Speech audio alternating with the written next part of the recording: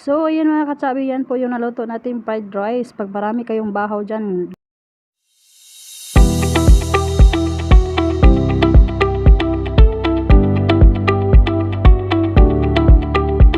Good morning mga katsabi. For today's video, magluto tayo ng fried rice. Mga katsabi, marami kayong bahaw dyan. Gawin nyo ng fried rice. Pag yung fried rice sa atin, simpleng-simple lang. Ang sa amin doon sa bukid sa probinsya. Mag ano ka lang ng tawag nito, oil, at saka lagyan mo ng bawang, at saka ilunod mo na yung bahaw mo, wala nang ati-ati. Ayun, i-fried rice mo na yun, lagyan mo lang ng asin at saka toyo. Yun lang kasimple mga katsabi, pero dito grabe, ganito po yung pagluto ko ng fried rice. So yun mga katsabi, what's this yung ating lulutuin. So, ayan mga katsabi, yan po yung naluto natin fried rice. Pag marami kayong bahaw dyan, gawin nyo ng fried rice. So, ayan mga katsabi, nagbatil ako ng 5 itlog kasi marami itong nating lutuin, fried rice. So, ayan, binatil ko muna yung ating itlog. So, mix lang po tayo para ma-scramble natin. Tapos nyan, prituhin natin yung ating itlog. I-ready natin yan para sa ating fried rice.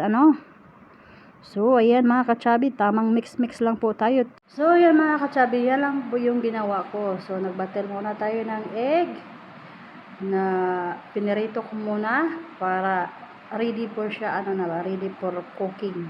Pag naluto na yung ating fried, ilunod ko na yung itlog. Wala na yung manok, pero yung iba merong manok. Wala kasi manik na dito, ubos na, kaya yun lang, itlog lang yung meron. So, at saka ayan, prituhin na natin. Kulang pa nga ito mga katsabi kasi sobrang dami talaga yung bahaw, alam nyo ba? So, ayan mga katsabi, fried muna tayo ng egg para siya ba, yung parang hindi siya durog na durog. So, kahit nandyan na yan sa gitna ng kawali, minix ko pa rin kasi nga yung yung tawag nito, yung paminta, nagbuo-buo pa, hindi masyadong nagmix, at saka yung asin. So, ayan mga katsabi, malapit na po siya maluto. Kailangan talaga yan siya parang medyo malaki ba, parang wala nga yung manok, kaya yan lang yung sinahog ko. So, ayan, malapit na po yan mga katsabi, at saka isiparit lang natin yan. Mag-isa tayo ng ng bawang, sibuyas. So, yan lang po yung ating panglamas dyan sa ating fried rice. So, nilunod ko na yung gulay na carrots, at saka yung green beans, at saka may yung parang ba tawag nito, sa amin balatong. Na kasi yan doon na kasi yan sa grocery, binili ni pang ready to cook na siya mga katsabi. So, ayan, tamang mix lang po tayo. Nilagyan natin yan ng asin, paminta, ayan.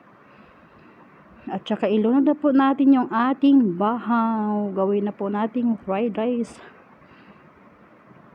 At saka nilagyan ko din pala yan ng mga katsabi para may lasa. Yung magic sarap, cube, kasi walang magic sarap. Parang dinurog-durog ko na lang ba ganun. At saka nilagyan ko ng soy sauce.